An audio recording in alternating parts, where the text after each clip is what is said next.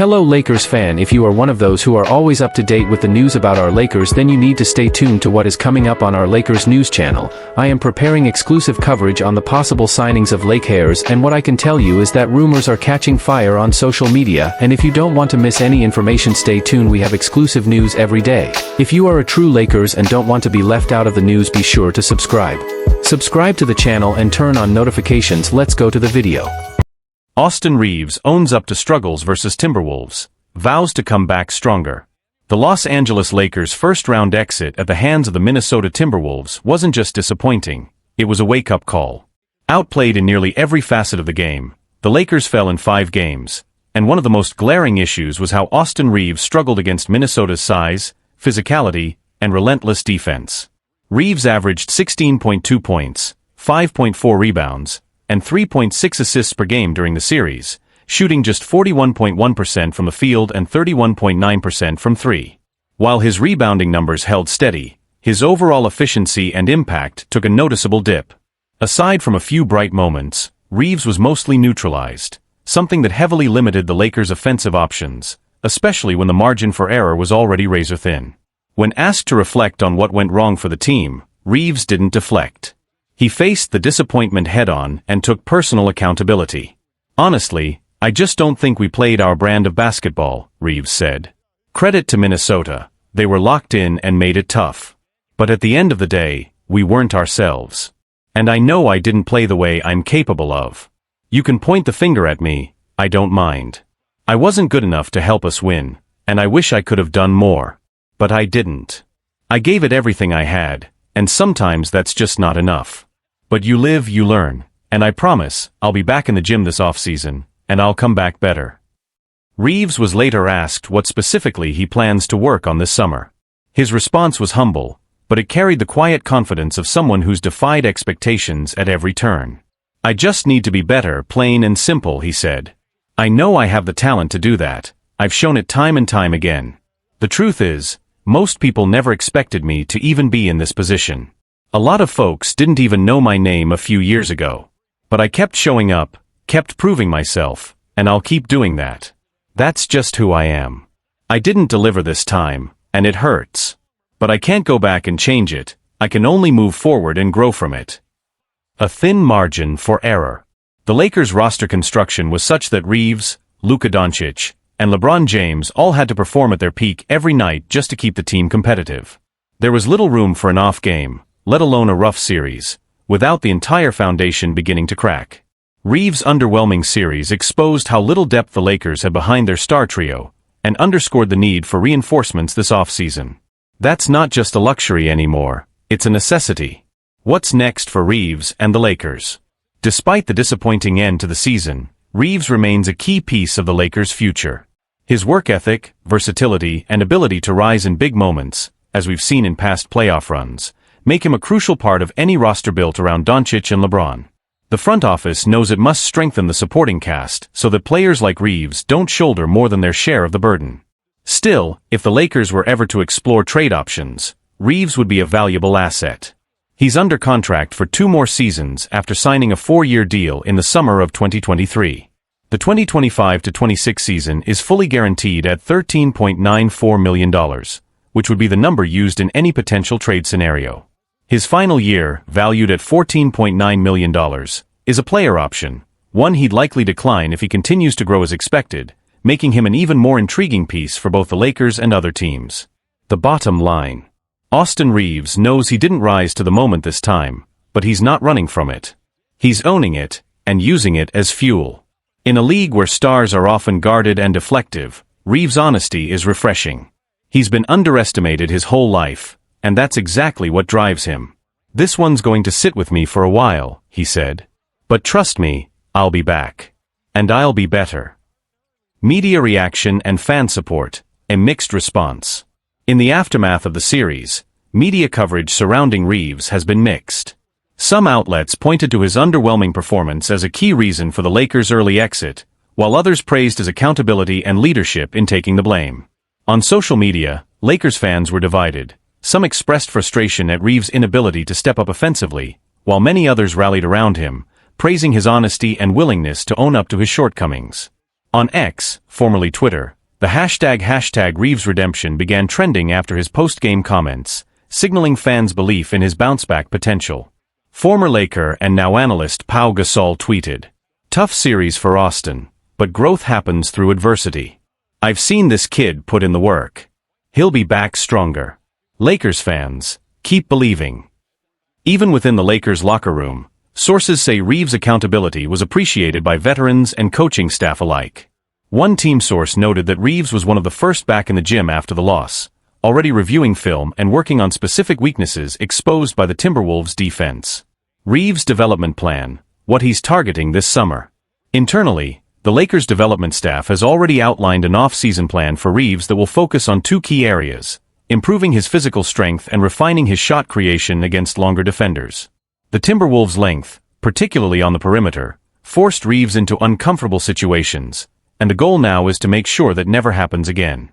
There's also talk of working with shooting specialists to help Reeves improve his consistency from beyond the arc, particularly off the dribble.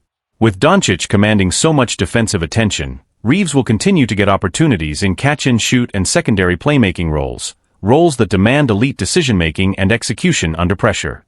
Lakers assistant coaches are reportedly optimistic about Reeves' mindset and are excited to see how he uses this playoff loss as a turning point. The bigger picture, what this means for the Lakers' core.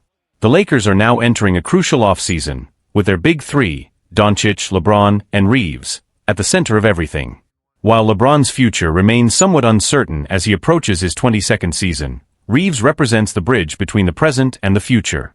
He's young, driven, and already battle-tested in high-stakes playoff environments. Rob Pelinka and the front office know they can't afford to repeat the same mistakes.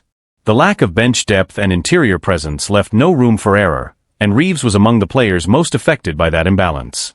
Whether through free agency, the draft, or trades, the Lakers are expected to surround their core with tougher, more versatile role players who can ease the burden on Reeves and allow him to thrive more naturally within his skill set. A chip on his shoulder, and something to prove. Austin Reeves has never been the most hyped name in the league, and maybe that's why his story resonates so deeply with fans. He wasn't supposed to be here. He wasn't supposed to be starting playoff games alongside generational stars. But he is, and he knows that every setback is just part of the journey. "I've always had to prove I belonged," Reeves said in his final media session. "Nothing about this is easy. But that's what makes it worth it. I'm not done yet." As the Lakers regroup and prepare for another run at a title, one thing is certain: Reeves will be back in the gym grinding, driven by the pain of this loss, and determined to make sure history doesn't repeat itself. With their season hanging by a thread, the Lakers fall short again, and questions loom.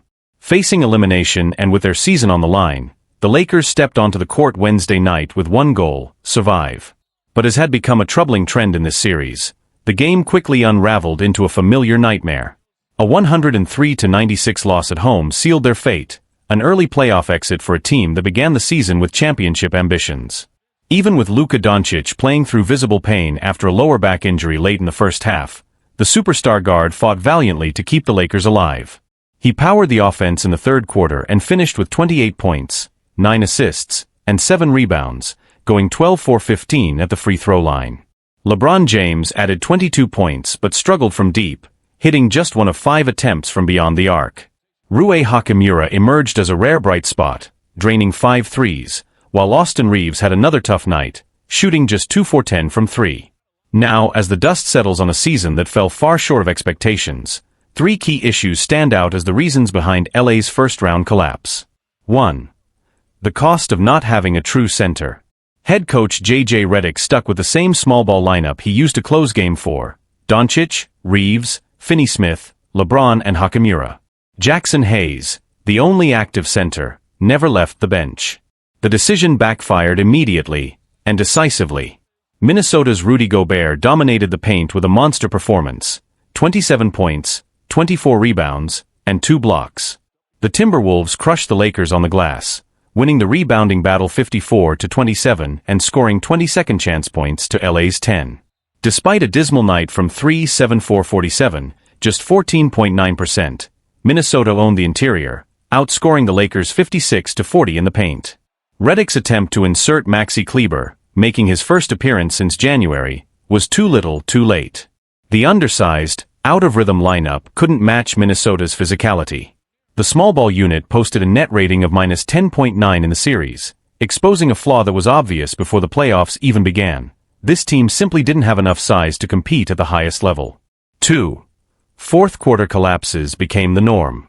When the Lakers acquired Luka Doncic, late-game offense was supposed to be a strength. Instead, it became one of their biggest weaknesses. Across all 5 games, the Lakers were outscored 127-85 in the fourth quarter, a staggering margin. They averaged just 17 points in final periods, shooting 29% from the field and 23% from 3. Those numbers ranked dead last among all playoff teams. In the final 2 games, Doncic and LeBron combined to shoot just 4 for 18 in crunch time. Whether due to fatigue, lack of offensive structure, or both, LA simply couldn't execute when it mattered most. What was once one of the league's most efficient attacks devolved into a stagnant, predictable mess of isolation plays. Ball movement disappeared. The rhythm was gone. And the Timberwolves capitalized on every empty possession. 3. Julius Randle, the unexpected X-factor.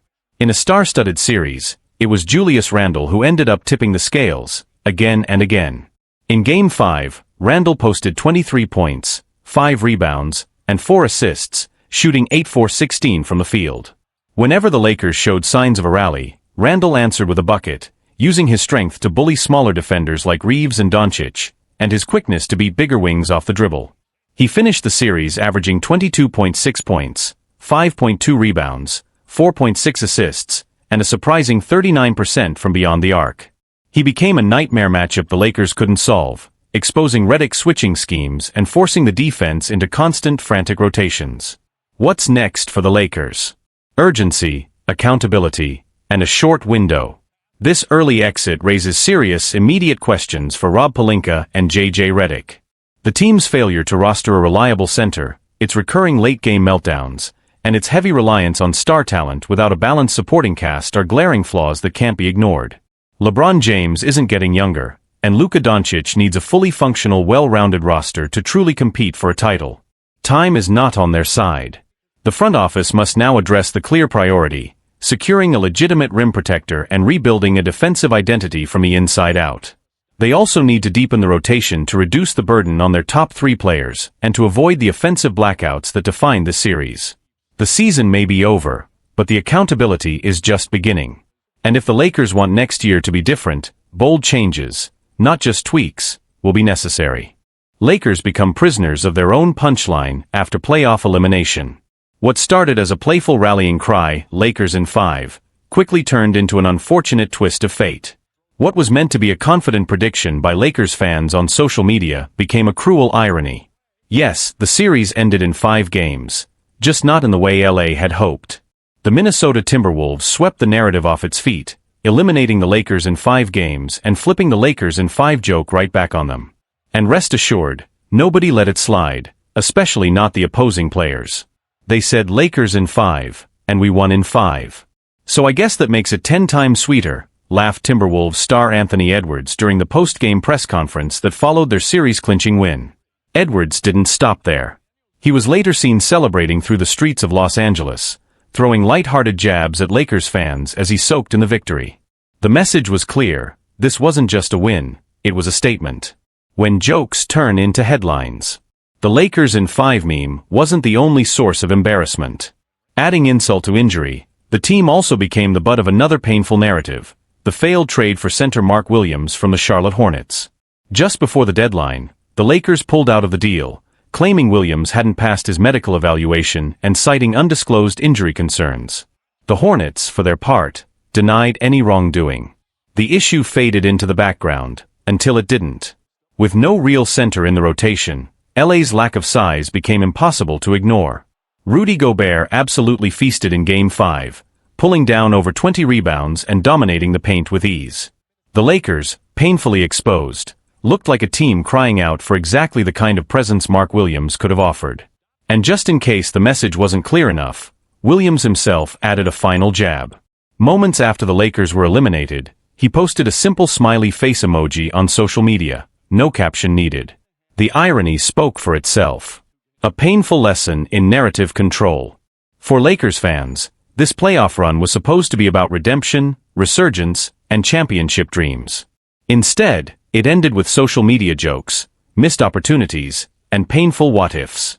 The Lakers in 5 meme was supposed to be bold and funny. Instead, it became the headline. Now, as the franchise faces a critical off-season full of hard questions, the laughter surrounding their exit lingers longer than any stat line. And the lesson is clear: in the NBA, confidence is great, but you still have to back it up. Otherwise, the joke might just be on you. J.J. Redick, Lakers must get into championship shape this off-season. The Los Angeles Lakers' 2024-25 season came to an early end after a tough first-round playoff exit against the Minnesota Timberwolves. Despite their efforts, the Lakers fell in 5 games, struggling to match Minnesota's size, physicality, and intensity, especially down the stretch in fourth quarters. If you are new here, leave your like and subscribe to the channel so you don't miss any updates. Head coach J.J. Redick didn't sugarcoat the challenges. In his end-of-season press conference, he reflected on the team's inability to close games and the clear need for improvement, both physically and strategically. This off-season has to be about one thing: getting into championship shape, Redick said. We've got a long way to go as a roster. Some guys are already in phenomenal shape, and others clearly have work to do. But if we want to compete at the highest level next season, we all need to come back ready to go from day one. The Lakers are expected to undergo roster changes this summer, potentially building with Luka Doncic in mind. But Redick emphasized that talent alone isn't enough. Conditioning and preparation must be at the core of the team's culture. I know Rob Pelinka is focused on the roster, and yeah, we found some ways to make this group work, Redick continued. I trust every guy in that locker room. But individual improvement is just the start. The real question is, who are we going to be on October 1st? That's the mindset. How do we as a staff maximize this group, whatever it looks like? Whether it's May 1st or August 1st, we need to be ready. To support that goal, the Lakers plan to roll out personalized off-season training programs for each player, with a focus on helping them return in peak condition ahead of training camp. We'll be working closely with our player development coaches and performance team over the next few weeks to build out those plans, Redick said. It's not about completely overhauling a player's routine, but we want everyone to have a clear roadmap, so when they return in August or September, we're not starting from scratch. We're building on something. One stat that stands out: the Lakers averaged just 17 points in fourth quarters during the playoffs, a number that underscores Redick's urgency. Physical readiness could be the key to flipping that script next year, especially with a potential star like Doncic in the mix. Rob Pelinka stresses need to bolster the center position. Beyond conditioning, the Lakers also need reinforcements. President of Basketball Operations Rob Pelinka has acknowledged that adding size, particularly at the center position, is a top priority. Who that player might be is still unclear, but one thing is certain: this offseason will be crucial in shaping a team capable of contending again. The ripple effects of Redick's comments, and the Lakers' early exit, have already started to stir conversation around the league. Analysts and former players have weighed in, pointing to the Lakers' lack of energy late in games as a glaring weakness that cost them dearly. Championships aren't won in April, they're won with the habits you build in August and September, one Western Conference scout noted. You could see it. By the fourth quarter, Minnesota had more left in the tank. The Lakers were just gassed. This raises even more urgency around what kind of off-season plan the Lakers will execute. With LeBron James turning 40 in December and Anthony Davis carrying a heavy load on both ends, the margin for error is thinner than ever. Conditioning isn't just a nice-to-have, it's a necessity. Especially if Los Angeles wants to make a legitimate run before its championship window narrows further. Internally, Redick's approach appears to have the backing of the front office. Rob Pelinka's off-season strategy will reportedly focus on 3 pillars: improving team conditioning, adding size and physicality in the front court, and potentially pursuing a third star, Luka Doncic being the dream scenario, though any major move would require creative roster maneuvering. The league is evolving, Pelinka said during his own post-season presser. To compete deep into May and June, you need versatility, endurance, and toughness. That starts now, not in training camp, not in January. Right now. The Lakers are expected to evaluate the free agent and trade markets aggressively, particularly for size at the center position. With limited cap flexibility, Pelinka may need to rely on sign-and-trade scenarios or mid-level exceptions. Names like Jonas Valanciunas, Isaiah Hartenstein, and even Miles Turner have quietly surfaced in speculative circles. Still, the organization is keeping its cards close to the vest. Meanwhile, Reic's first off-season as head coach will be a major test, not just tactically, but in how he sets a new tone for the franchise. Known for his intense preparation and communication style, Reic is aiming to foster a culture of accountability and professionalism that stretches beyond game nights. "Look, we can talk XS and OS all day," Reic said. "But the truth is, if we're not taking care of our bodies, if we're not physically and mentally locked in before the season even starts, we're playing catch-up from day one. And in this league, you can't afford that." The Lakers will soon begin exit interviews and medical evaluations, followed by individual off-season planning. Team officials hinted that voluntary workouts in Las Vegas or Miami may be on the table as part of a larger push to unify the group and lay down the foundation early. With the spotlight always on Los Angeles, there's little room for error. And this summer, every decision, from training schedules to roster moves, will speak volumes about how serious the Lakers are about chasing banner No. 18. Lakers rumors: LeBron James expected to return for 2025-26 season amid Bryce draft buzz. LeBron James just wrapped up his 22nd NBA season, not with a bang, but with a quiet exit in the first round of the playoffs, as the Los Angeles Lakers were eliminated by the Minnesota Timberwolves in just 5 games. Despite entering the series as slight favorites, the Lakers were outmatched from the opening tip. Anthony Edwards and the Timberwolves imposed their will with relentless defense and blistering pace, ending the purple and gold's postseason dreams before they ever got off the ground.